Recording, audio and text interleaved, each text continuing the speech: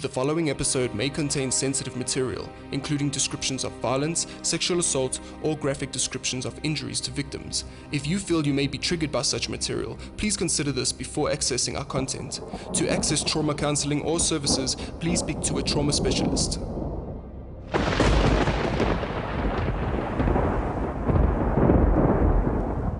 Lightning struck the one pole and the girls and the dogs died on the other side of the tent. Often a misconception that because you're not getting wet, that you're safe. Because the car itself is a Faraday cage.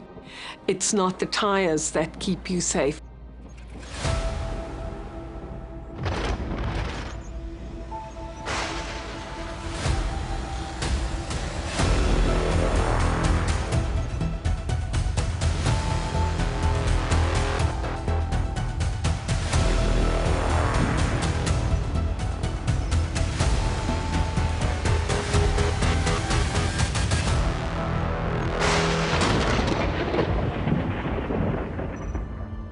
In November 1994, South Africa experienced a great tragedy. This tragedy happened in Nailstroom, which is now known as Modimolle. There were 26 pre-adolescent girls, aged 10 and 11 years old, 2 adults and 7 dogs. They went on an away weekend. We were at Bushpigs on our annual school camp. It was the 11th of November 1994. We were on our last evening, and after a lovely evening of a braai, stories around the campfire, we were given the opportunity to sleep outside. For some reason, there was a couple of us who didn't want to sleep under the stars, which was quite weird for me, but I just said no. Can I please sleep in the tent? And it was a big army tent. And we had a nice mattress underneath us. So a couple of us went straight into the tent while the remaining girls slept underneath the stars. During the course of the night, it started raining, and the girls were brought inside into the tent, as well as adults and a couple of dogs. Because it was dark, everyone just found a space and fell asleep.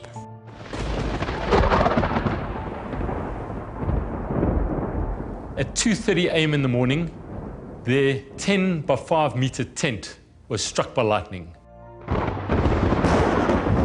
4 girls died and 4 dogs died. This was one of the first documented cases of large group of children struck by lightning on the planet. Earlier in the morning, there was the loudest bang I have ever heard in my life.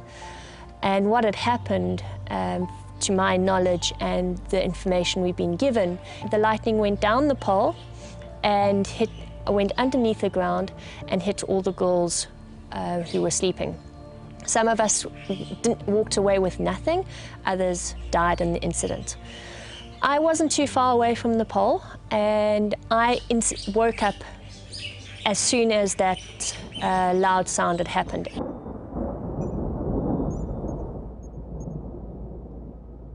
What happened in this case was lightning struck the one pole and the girls and the dogs died on the other side of the tent.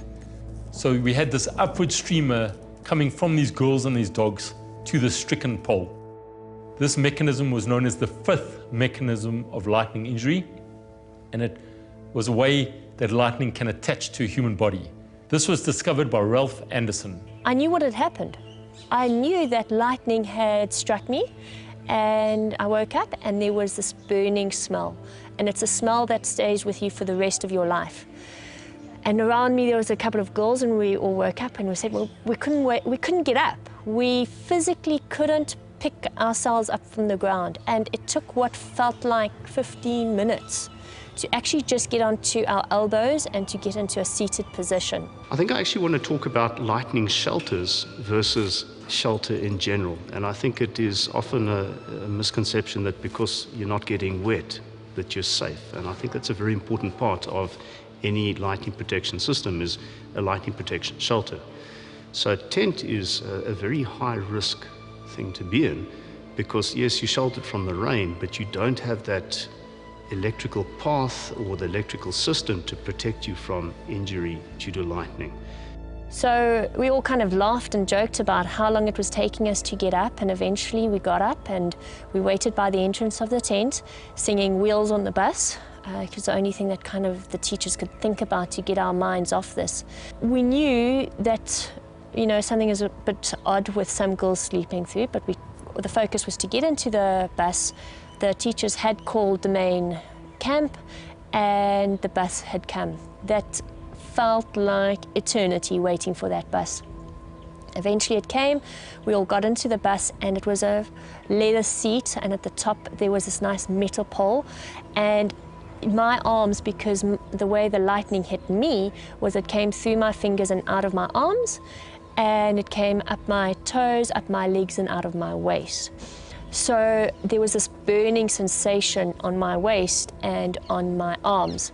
So all I wanted to do was cool it down. So what I did is on that metal, kept on putting my arms on that metal to cool it down.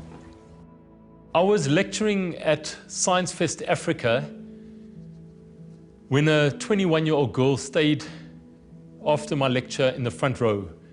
She informed me that her name was Bridget and that she was one of the survivors from the St. Catherine's incident. Bridget told me that she went to sleep and there was a dog curled over her head, and between her legs was a camera. That dog died and she survived. After a thorough investigation of this scene and through the records, we worked out that the camera was metallic, which held on to a lot of the charge.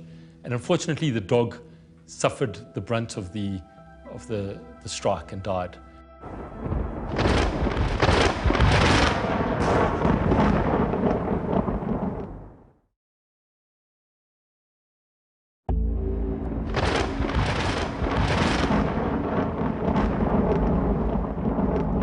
The challenge is when lightning attaches to the ground, it's moving charge. That charge needs to flow into the general body of ground. And charge flowing is current, if you remember from physics. And when charge or current is flowing, a voltage is developed. And what that means is if you're lying on the ground and your head is at one position and your foot's at another, there's going to be an electric potential difference there's going to be a voltage between your head and your feet.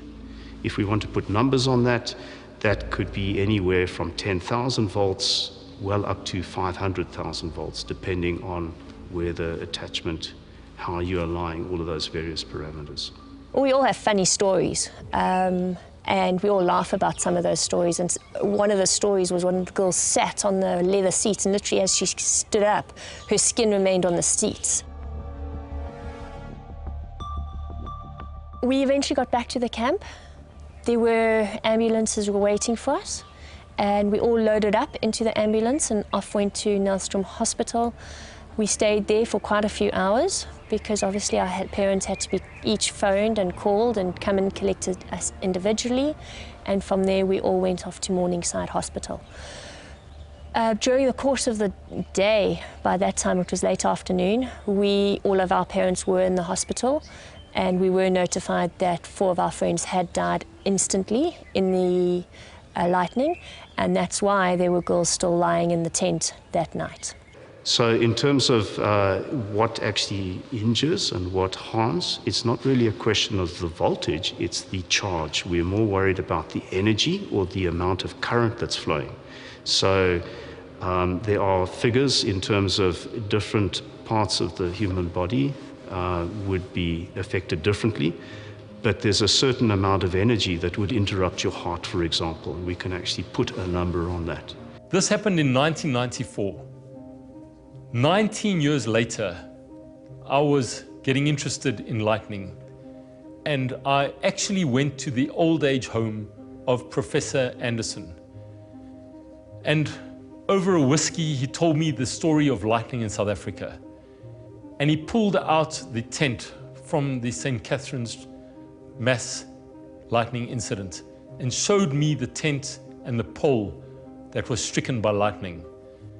Ralph Anderson made me promise him that I'd do a follow-up study of these girls. He gave me a list with all their names on. 19 years later, I fulfilled the promise to Ralph Anderson. we managed to find the girls and we managed to follow them up and find out how they're doing. It was tragic. A lot of them had physical symptoms. Many had visual problems and some had psychological problems. All this due to a singular lightning event which happened 19 years ago and which lasted 1 millisecond. Their entire lives changed forever in 1 millisecond. This entire incident was documented by the CSIR, and there were 3 individuals involved: Dr. Mary Ann Cooper, Professor Ralph Anderson, and Dr. Cart. They meticulously documented the scene. They found out where each and every girl and dog was sleeping at the time of the lightning strike. I then went to the International Conference of Lightning Protection in Vienna, and I met Mary Ann Cooper, who was also a co-author on the original St. Catherine's paper. Immediately after the incident, we were not allowed in the sun. We had bandages all over us, and there was a lot of care that we had to do for us to actually live a normal life. We obviously never knew what was the long-term repercussions. For me, I just had scars which have gone. For other girls, they've had nerve damage for the rest of their lives. They had cataracts. There were many different effects of us, which was quite interesting and so not the same. So many different, wide variety, and each girl can tell you their own story. Thinking about lying on the ground when a storm's happening, and you need to remember that because you're not getting wet, doesn't mean that you're safe. You can effectively imagine yourself lying in an open field. That's what it looks like electrically. The problem is if lightning strikes nearby the tent or the tent itself, you're going to be exposed to currents that flow through the ground, and this can cause injury or can even kill you. The other mechanism that would be involved is the upward streamer, where there's a very high electric field and you can have charge moving, often from the eyes. You need to remember your eye has got a fair amount of salt content in it, and that means that charge or electric particles like moving there. In the lightning sense, the lightning is what we call a current source. It is able to deliver a current regardless of what it is flowing through. Whereas most of the things in the lab here, the current that we can make changes depending on what it's flowing through. Does that make sense? So it's an awkwardness. Mother Nature just makes it. There it is. Doesn't matter what you put in front of it, it will flow. I was in the diagram an H or a G, if I remember correctly, and I wasn't too close to the pole. I was further away from the pole, and that's probably one of the reasons why I wasn't too effectively hurt by the lightning. So let's talk about the orientation. So if you can imagine a tent pole or a tree or whatever it might be, if you've got it there, and if you're lying in or you're in a radial orientation like that, that is when you're going to experience much larger voltage differences. As opposed to perpendicular, where you're at 90 degrees, you're going to be exposed to less. Not insignificant, but it's much less than lying radially like that.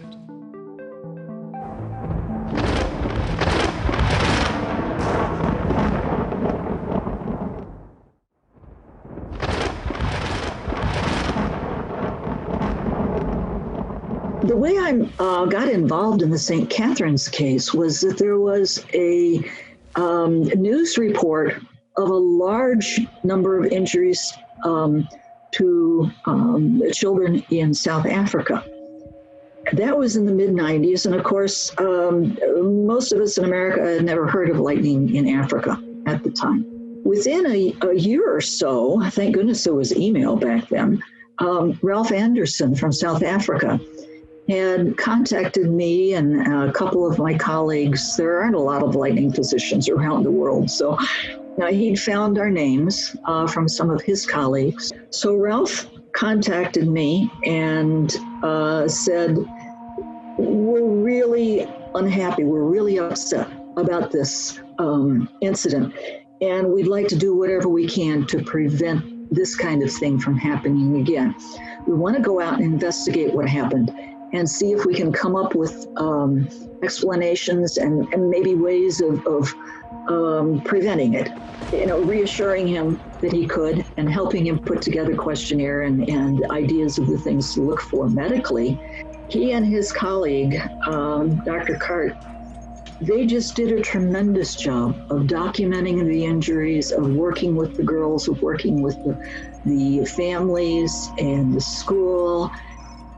Just amazing what they came up with. So he presented the medical findings to me, and he went on to do other studies, like of the resistance of the sleeping bags and actually site investigations, what happened at the tents where the girls were sleeping. Where did the lightning strike occur? They got the lightning strike data as well from the lightning detection people in South Africa, ESCOM.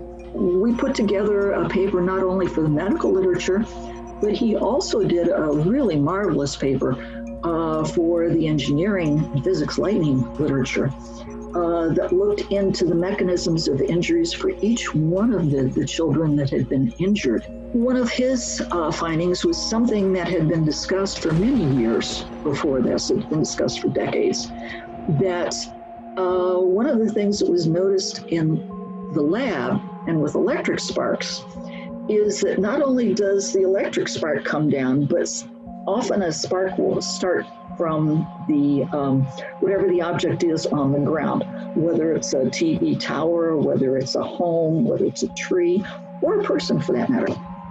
That's called an upward streamer effect. And even if those two don't meet, just the one coming up, and you'll have them coming off of everything that's underneath, just the one coming up has enough energy that even as it falls back down and dissipates, it's still enough energy to harm someone. So he wrote this paper on the fifth mechanism.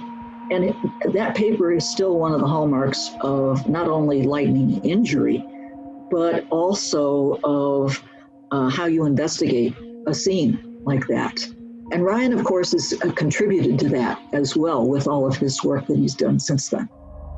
Ralph Anderson was an electrical engineer from the CSIR. Incidentally, by the time we did the follow-up study, unfortunately, Ralph had demised. So it was very sad that we were not able to conclude the investigation and show Ralph the outcome of his original investigation. Ralph had died at the age of 94. From the follow-up study, we learned the following. There are very few support structures for lightning strike victims locally and internationally. These people are living alone, and they are going from general practitioner to ENT specialist to occupational therapist to physiotherapist. There are no support structures for lightning strike victims. There are a lot of lightning strike victims out there in the world. They need support groups. They need someone that can follow them up, that can watch their progress over the years. All these girls suffered alone for so many years, only with themselves for support. For so long, I've wanted to document this case and to report on it to the South African public. It is so important that the South African and international public be made aware of such incidences. They cannot be forgotten. This was the first reported, documented incident of a large group of children struck by lightning. We cannot have that such events happen again. Unfortunately, a similar event happened again when a tent, also containing a large amount of people, was struck by lightning. In this event, 6 people died. So in 2013, I vividly recall going out to site east of Johannesburg with a postgraduate student to go and look at a tent, classic canvas tent, where folk were sheltering in the tent in a very thick rainstorm that happened overnight.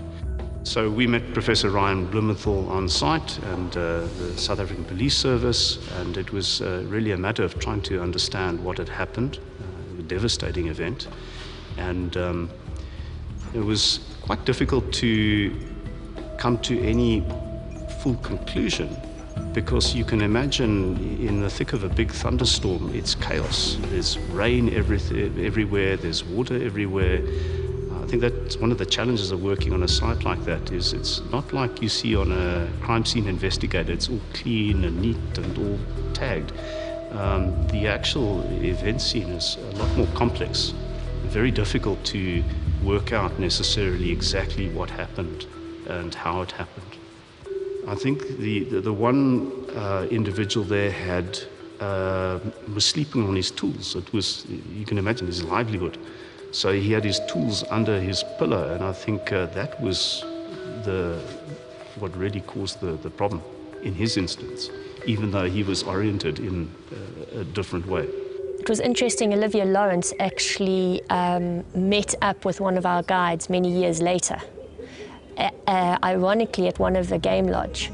And he'd never seen, he was one of the guides, one of the students who was working at Bush Pigs, and he'd never seen one of us survivors. So it was, I met up with Olivia many years later, and I asked her, you know, did you meet him, and what was his story? Because this is our story of the girls at 10 years old, but what was the story of the students and the teachers who had to actually be responsible for all these children? So, yeah. So, in terms of how do you avoid this, what do you do if you find yourself in that situation? Well, the hard and the honest truth is to avoid that situation. If there is a potential for rain, or if it's a particular time of year, you shouldn't be doing certain activities. It's as simple as that. If we get into the what do you do if you find yourself out there, it is quite difficult. The best, I mean, you think about it, what can you do?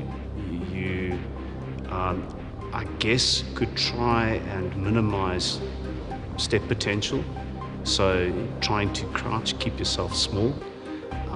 But even then, there's no real guarantee. As we have seen in the St. Catherine's incident and the Witbank lightning tent incident, tents offer no protection to lightning. If you are in a tent, if you are camping, when thunder roars, get indoors. Get inside your car if you can. If there's no car to get into, you are in trouble. Tents offer no protection from lightning. In many areas in Southern Africa, people believe that if you put a car tire on your roof, it will protect you against lightning. I'm not sure where that belief comes from. It might be because people know that inside a vehicle you're safe against lightning, but that's of course because the vehicle is a Faraday cage, so it keeps you safe against lightning. It's not the tires that keep you safe against lightning, but nonetheless, if you drive through rural areas in Southern Africa, you'll see that many people have a tire on top of their roof and they think that it protects them against lightning.